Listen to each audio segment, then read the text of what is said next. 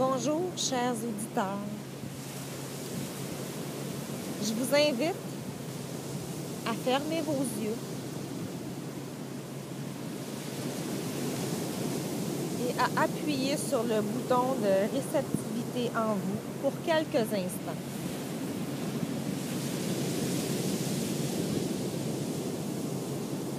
Je vais donc vous lire ici un extrait du livre La source de la connaissance de Kaya et Christiane Moulard.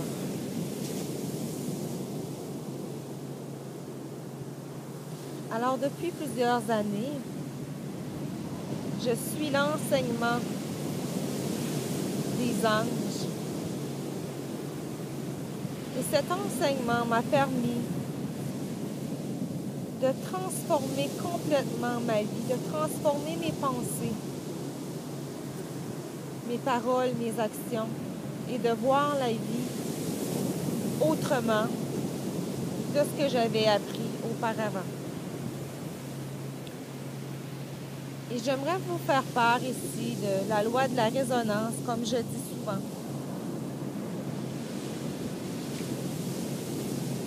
Alors, fermez vos yeux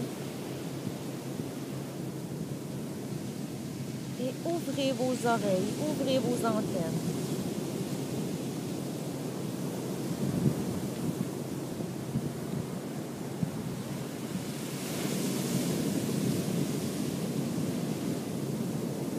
Sous la musique des vagues, je commence. Prenez une grande inspiration. Inspirez l'énergie angélique Nitaya.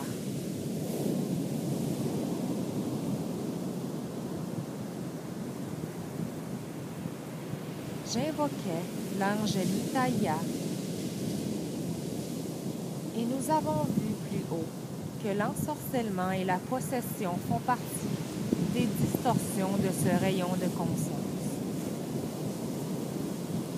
Ainsi, le tirage au sort m'a fait penser à l'expression « jeter un sort ». Je me suis mise à méditer sur cet aspect. Donc, j'étais dans la voiture, je conduisais sur l'autoroute et je méditais sur le mot « sort ».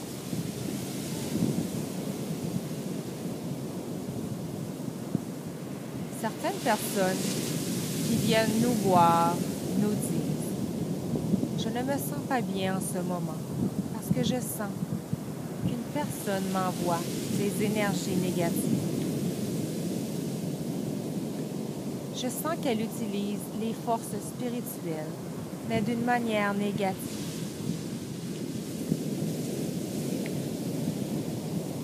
Dans de tels cas, nous ramenons la personne à elle-même. Que ce sentiment d'être la proie d'un sort soit justifié ou non, le simple fait qu'on ait peur a toute une signification. Cela signifie qu'on a des résonances avec la personne qui, croit-on, nous envoie des forces négatives. Sinon, il n'y a pas lieu d'avoir peur.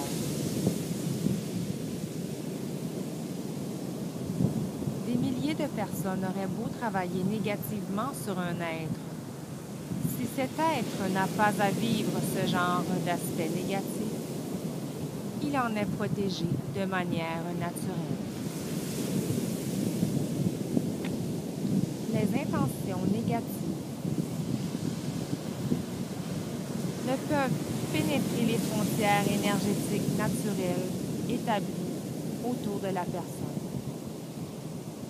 Ce serait tout à fait impossible.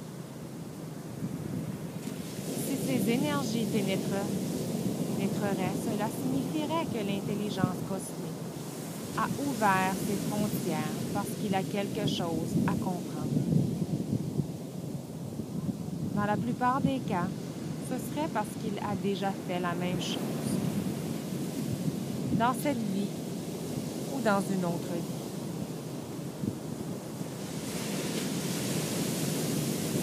C'est aussi aussi parfois que l'intelligence cosmique veut renforcer l'être, l'amener beaucoup plus loin, à transcender le négatif. Mais cela se produit dans des cas où l'être est très évolué spirituellement. Donc, que fait-on lorsqu'on ressent des énergies négatives projetées sur soi? Plutôt que de se dire « il faut que je me fasse une bulle blanche » ou de penser à tout autre rituel pour se protéger, on va à la source. Bien sûr, les bulles blanches et les rituels de protection ont leur place. L'intelligence cosmique encourage jusqu'à un certain point les personnes qui font ce genre de rituel. Pourquoi? Parce que la personne utilise la force de la pensée et de son esprit pour se créer une protection.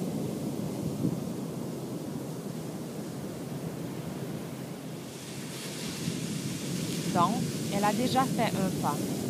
Alors, on l'encourage comme pour lui dire « Regarde, ça fonctionne. Tu penses et tu es protégé. »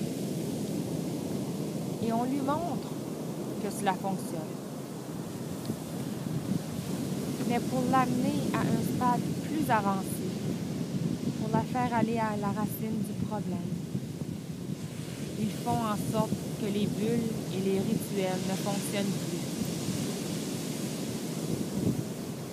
La personne a beau s'entourer d'une grosse bulle blanche super lumineuse, cela ne fonctionne plus. L'intelligence cosmique veut que l'on se dise « OK, si je vis ça, c'est parce que je l'ai déjà fait à d'autres. Sinon, je n'aurai pas à le vivre. Donc, je vais aller à la racine du problème. Je vais visiter mes mémoires où j'ai mal utilisé les pouvoirs spirituels.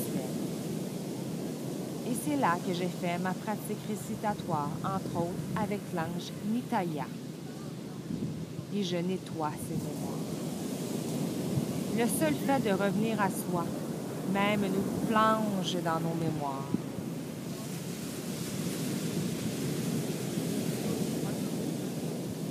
Un jour, on arrive à pouvoir se dire ce genre de choses sans penser qu'on est un monstre. On ne se sent plus jamais monstrueux. Quand on a la connaissance, quand on comprend qu'on a dû expérimenter pour arriver un jour à décider de ne plus le faire. Avec une telle attitude, on peut vraiment faire le travail et un jour, quiconque essaiera de nous envoyer des forces négatives n'y réussirait pas. Ces forces se retourneraient carrément contre lui ou elle. C'est cela la vraie protection. De toute façon, la protection est toujours là. Même quand on a des accidents, même quand on a des problèmes, on est protégé. Ces difficultés font partie de notre protection.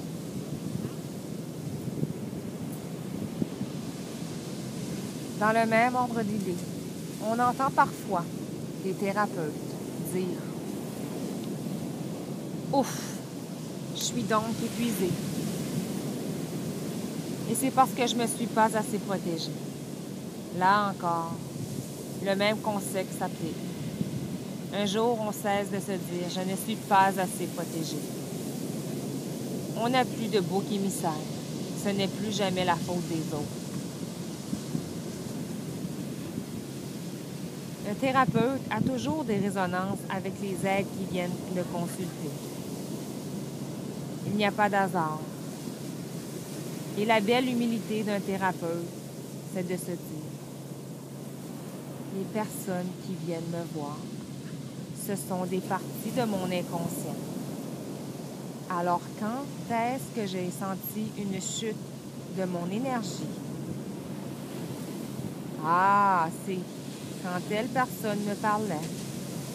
Et là, je me demande, qu'est-ce qu'elle vivait? Alors même si le problème de la personne est énorme, même si le thérapeute n'a absolument rien à voir avec ce qu'elle vit dans le concret, il a des résonances avec elle. Sa chute d'énergie le prouve, à un degré ou à un autre. Le thérapeute abrite dans son inconscient des mémoires qui sont en résonance avec le problème de la personne qui est venue le consulter. Il peut se dire, bien, elle m'a montré quelque chose sur moi qui était caché. Et après le départ de la personne ou bien le soir, il peut faire un travail sur lui-même pour nettoyer ses mémoires. Une telle attitude crée tellement un beau contact, tellement une belle dynamique dans la relation. Moi, avant de donner une conférence ou de parler avec les gens qui viennent nous voir, je ne me fais pas une bulle blanche. Car si je faisais une bulle blanche, les gens le ressentiraient. Pas forcément au niveau conscient, bien sûr, mais leur esprit le saurait. Parce que l'esprit perçoit tout, ce qui se produit dans le monde métaphysique. À un certain niveau, l'autre se dirait, « Tiens, elle s'est fait une bulle blanche. Est-ce que je suis contaminée? Est-ce que je suis inférieure à elle? » Alors, c'est comme si on n'était pas sur la même longueur d'onde. On se met dans une bulle car on a peur de ressentir les résonances négatives que l'on peut avoir avec les autres. Se mettre dans une bulle peut aussi participer au jeu de pouvoir. On se rend inaccessible à l'autre à un certain niveau et on s'enveloppe d'une espèce d'aura de mystère mystico. Un jour, on ne fait plus de bulles. On va à la racine et on nettoie ce qui doit être nettoyé. Et cela génère de belles relations, de beaux partages.